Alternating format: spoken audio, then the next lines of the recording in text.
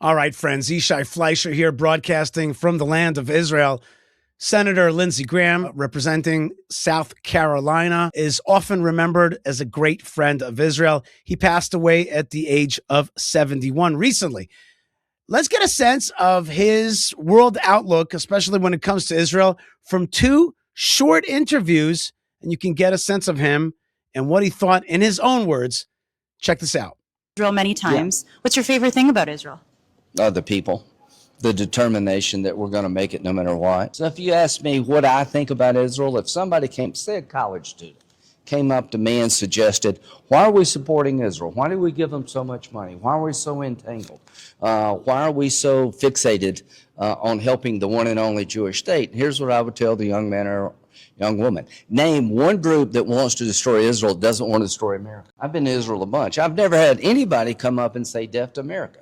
A lot of people want to buy me a beer, but nobody has said death to America. We have no better ally. We have common values. We have common enemies. And Israel is fighting our fight. When they take these terrorist groups down, it's one less group to come here and kill us. They would get here if they could. So I am unapologetically supportive of Israel. No better ally in intel sharing. No better reliable ally in the fight against radical Islam versus humanity. So if you don't get that Israel... Okay, so that grouping of thinking is very clear. Israel is a defense belt out there in the Middle East, fighting our fight, making sure that the baddies don't cross the ocean into the United States and try to kill us. Israel's on the front line. Let's support them militarily. They support us with intel, and they make sure that we're safe. We got to make sure that they're strong, because when we make sure they're strong, they're like a barrier reef to jihadism. And that's the way he framed it there. Notice he didn't frame it in biblical language and godly language. And I think many of his supporters in South Carolina, I've been to South Carolina, think in a godly, biblical sense. He doesn't mention that. He talks realpolitik. He talks about defense. He talks about a foreign policy that's good for the United States. And it's just kind of like sensical. There's crazies out there. Israel's pushing them back. And that's good for us. I want to say that Lindsey Graham many times also supported the idea of a two-state solution. And this shows that his thinking wasn't just like godly and spiritual. He didn't have, that wasn't part of the lingo that he used. He thought that if Arabs and Jews could get along and Israel could cut away the heartland, well, it would work just fine if there would be guarantees for peace. He didn't believe that Israel was occupying somebody else's land and all that jazz. None of that. But he definitely said many times that he was a believer in the two-state solution and backed President Trump's so-called deal of the century, which was a horrible idea of really a two-state solution yet again. But the tune definitely changed on October 7th. Let's listen to a post-October 7th interview that Lindsey Graham gave, and he pulled no punches about what he thought Israel should do. Check this out. Last few years, since October 7th, many people in this part of the world say what happened in Gaza does not align with Christian values. Killing children, killing mothers, Well, to be honest killing with families you, who are not militants. Yeah, I don't buy that at all. Why? Because what did we do in World War II? Did we think 1 minute about starving the Germans? Did we bomb every city into smithereens? So this is a war. No, October 7th to World War II. Yes, I am. This is an absolute existential threat to the Jewish people. What happened on October the 7th was 1,200 people were slaughtered, raped, and murdered and filmed by radical Islamists who would kill every Jew if they could, to the world. If you don't understand this is a threat to Israel's And then survival, they flattened Gaza. just flatten it. We flattened Berlin. We flattened Tokyo. Were we wrong to drop an atomic bomb to end the Japanese reign of terror? Were we? So my view, if I were Israel, I would have probably done it the same way. Without military victory, there is no hope of breaking radicalism.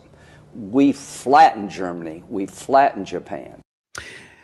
You could see that same line of thinking. Lindsey Graham clearly had a very, in front of his eyes, concern of what radical Islam jihadism is going to do to this world and to the United States. And so that's very consistent from the first interview to the second interview, and with the slight difference that he also added that Israel's under existential threat, which is true.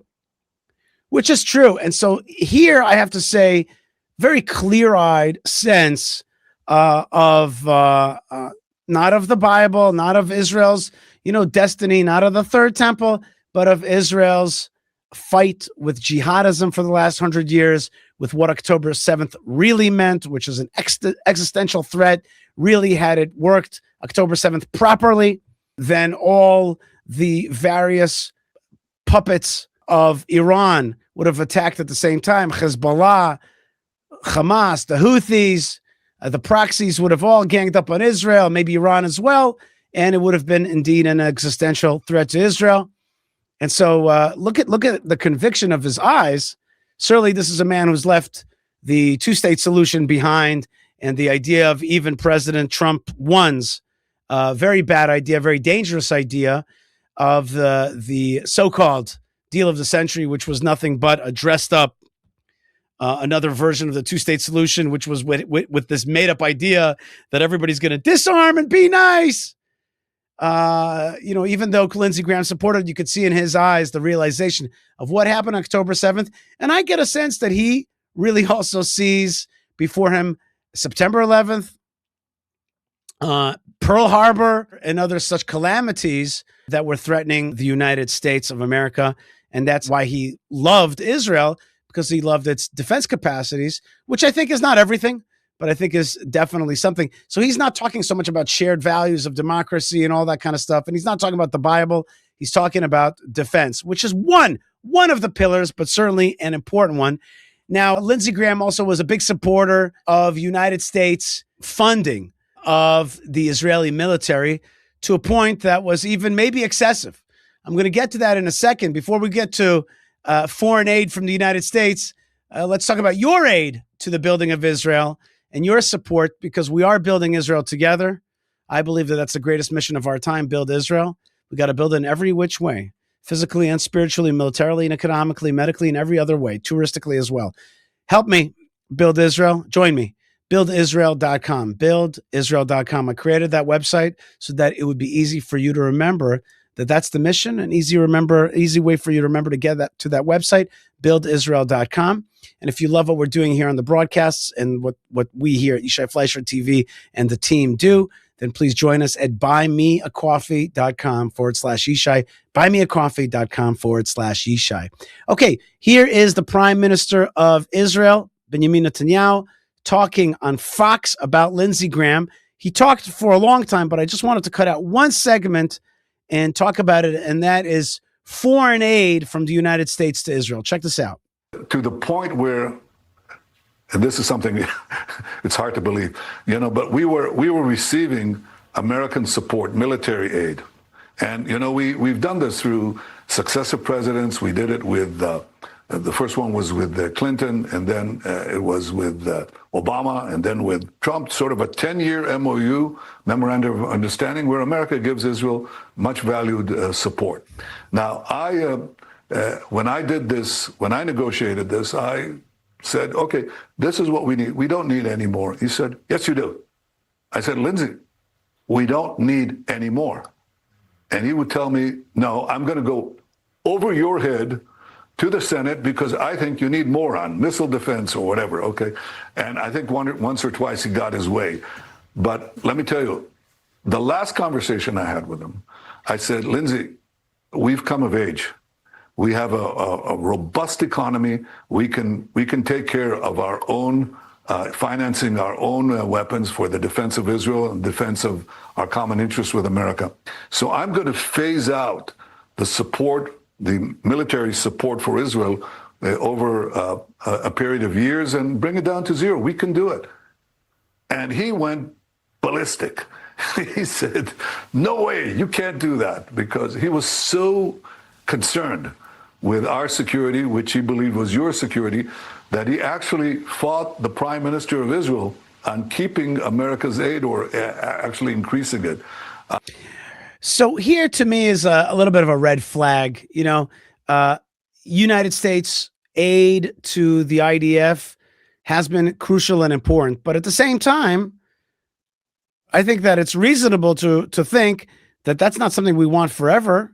Israel's not a puppet state. Israel's not a charity case. We have a $500 billion economy. Baruch Hashem, thank God. And the Prime Minister of Israel says to Lindsey Graham, listen, we want more independence, more diversification. Lindsey Graham's like, no. Now, to give him the benefit of the doubt, I think Lindsey Graham is trying to say, this formula works. Let's keep it going. And it works for me as senator from South Carolina. That's what my people want. They want to support Israel. But I would say, to the memory of Lindsey Graham, first thing is that this could have been renamed, this foreign aid. It could have been called and made into something completely different, which is a joint development fund for military and defense, and not under foreign aid. That's number one. And number two is, when you love Israel, you want to see it grow and become independent. Like a parent who wants to see their child grow into an independent and successful child. You don't want that child to be always dependent upon you, on your parenting and your support. And so here is a little bit of a question mark. And I guess the way to really think about it is that Lindsey Graham has passed away, and that way of thinking is now passing away. Many Americans want to see Israel not be under the tutelage of the United States. Many Israelis, which is, I guess, more crucial, want to see Israel be more independent and more diversified in its ability to have weapons, so that when somebody like a President Biden comes into office, we're not suddenly locked out of desperately needed arms and munitions.